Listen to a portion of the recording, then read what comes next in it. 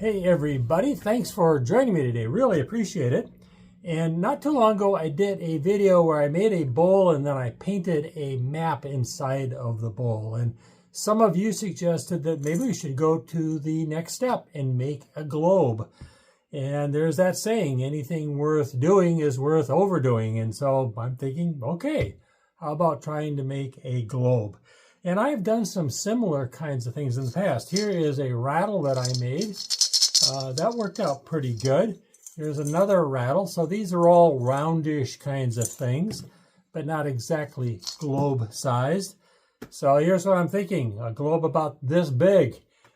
This is a very official, authentic globe pookie. I've got a couple different ways I'm thinking of doing this. And making a globe out of clay, I think, is actually appropriate. So what is clay made out of? Earth. And what is the globe? It is our earth. So that's appropriate. The other thing that I think about is that our earth is really pretty fragile. It seems robust and it can heal itself, but it can be very fragile. And as we all know, ceramics can be extremely fragile as well. So I am excited about taking this on, and I have a couple different ideas about how I might achieve this. So let's get started. Okay, I know I'm cheating a bit here, but I'm thinking of using this ball in a couple different ways to make the globe. The first way would to use it as a hump mold. The hump mold is laying the clay over it and using the ball to shape it. So it's kind of like a big hump. Some challenges with that because the issue is the clay will shrink and then ultimately crack. And so I have to be careful about that. So the plan here is to make two halves and then stick them together, smooth it all out. And I'm not going to paint this globe in this episode. The whole goal here is just to get this thing done the first time. So let's go ahead and roll some clay out and see if we can get it to hump over the mold. So the ball is textured, and I need to think about how to release the clay from the ball. So the first thing I am going to do is cover the ball in some plastic.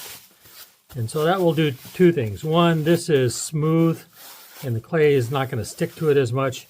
And also it's going to make it easier to peel the clay off of the ball. So I will make two halves and then hopefully get them to stick together. This is some clay I made up a number of days ago, and it's a little on the wet side, kind of sticky. That is not going to help me out. I know that I need a round slab, something more than 12 inches, probably maybe 14 inches around. So there should be plenty of clay.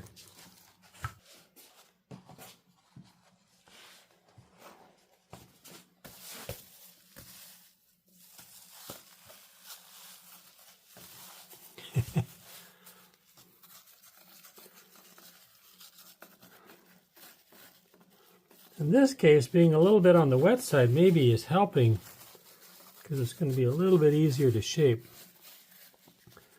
But I will have to leave it on the ball here to dry for a while. It needs to be completely firm. Well, somewhat firm. So it works pretty good to use the top of my clay grinder to set the ball on. Keep it steady. The goal here is just to kind of ease it slowly into shape so it doesn't crease too badly. Okay, so this is now more or less in shape. It has work to be done, but it is sticky and wet.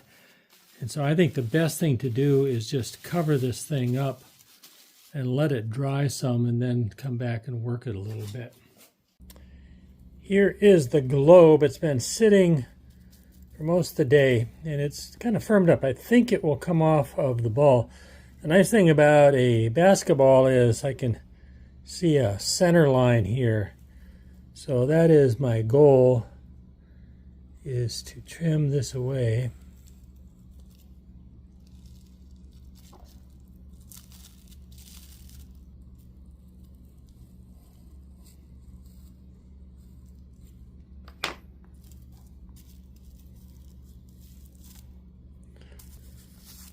So now the trick is to lift it off of the ball so that it doesn't warp. Really a helpful tool is a heat gun like this. It's for melting paint. Even a hairdryer will help. You've got to be careful not to overdo it because you can over dry and crack the clay.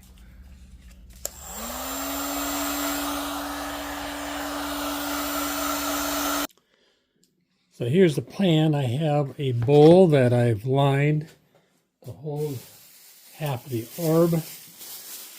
I'm going to put plastic down because I can't afford to let this dry out too much. So we'll flip a little orb out like that.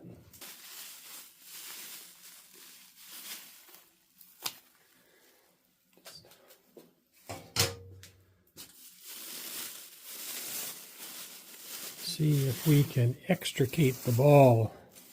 I think it's going to come out. There we go. Wow, that was way better than I thought it would be. This is reasonably firm now, but it's still soft enough so I should be able to join two halves together tomorrow.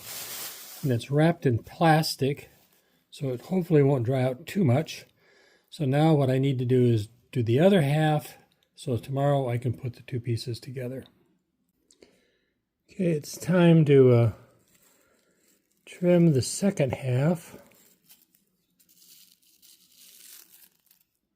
So I think it's time to see if the other one will come out of its mold.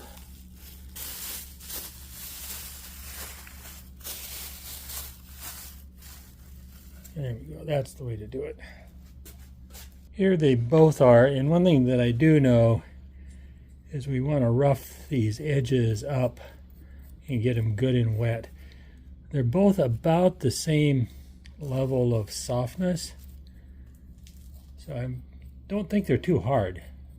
The issue is if they're too soft and they'll deform. What I have here is some vinegar.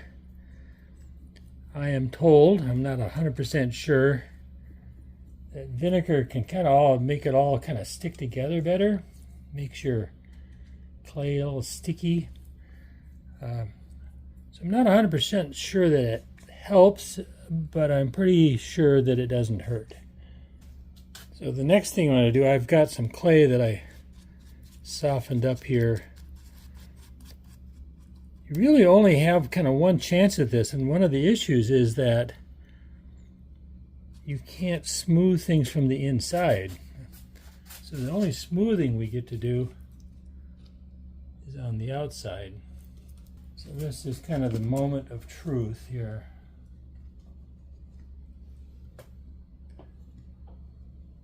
It's on the floppy side, so I don't know.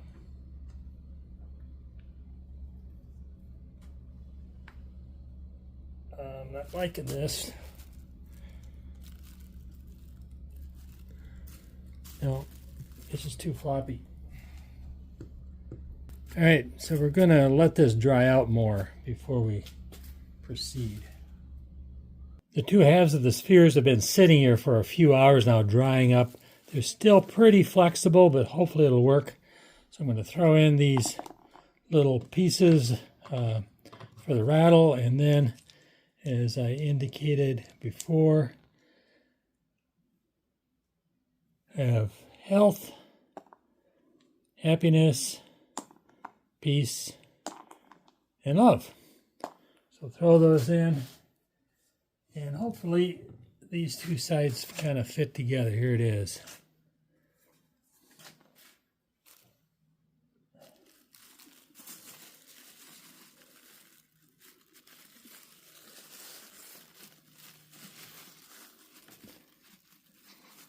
I'm going to try and get this all to fit. It's lining up pretty good in terms of being an actual sphere, perfect sphere. That's probably not going to happen.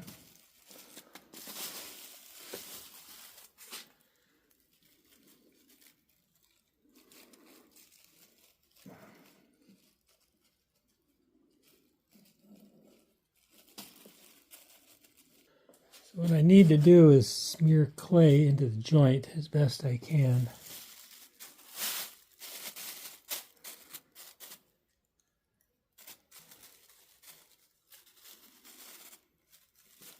All right, so I got clay all the way around it. Now I just try and squeeze it in. Put a little pressure on the top to get it to squish down.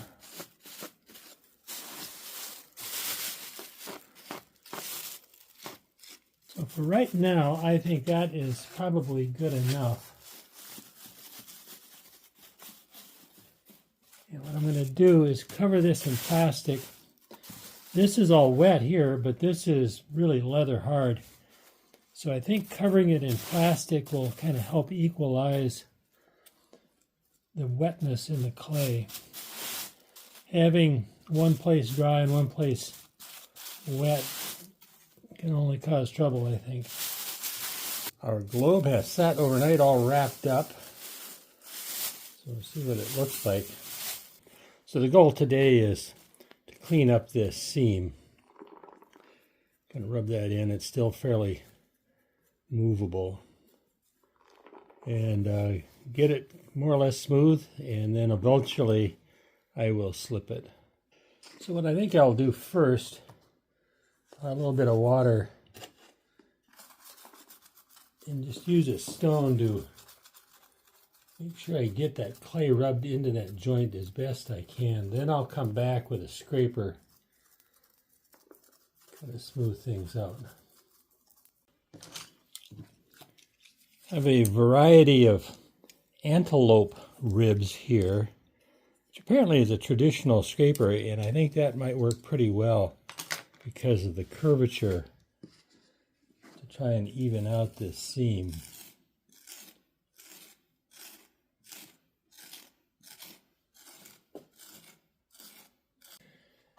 Another way to help get these things round is use a round scraper. This happens to be a little donut cutter. You can use the top of a bottle or something like that. If you watch my video about making Durodangos, this is exactly what we did to get them round. So you can just kind of, it's really good at getting off the high areas. So I've got it reasonably round-ish. As I understand it, the Earth really isn't exactly round anyway. It bulges out at the equator, I think. So all I have to do now is kind of put a little bit of wetness on it and polish it. I'm using kind of a flat stone. This is not a particularly smooth stone. But the goal here is to push all those little pieces of grit or temper down. And if I see an area that is particularly high or low, I can add some clay if I need to, or scrape some away.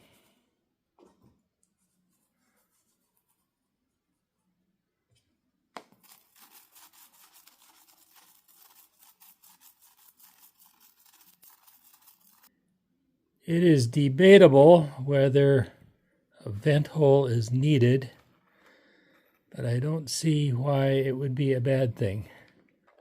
Well, here it is. I will call this done, at least this step. I still need to slip it and paint it, fire it. Firing should be interesting. And it all turned out better than I thought it would. I'm a little bit surprised. Roughly 7 inches in diameter. So it is a good project, and maybe it's a project you would like to try as well. Let me know down in the comments. Speaking of comments, I respond to everyone, so I really appreciate it when you take the time to say something. And thumbs up, subscriptions, all those things are all great. So thank you so much for being here. Until next time, this is Wes wishing you health, happiness, peace, and love. Take care. Bye-bye.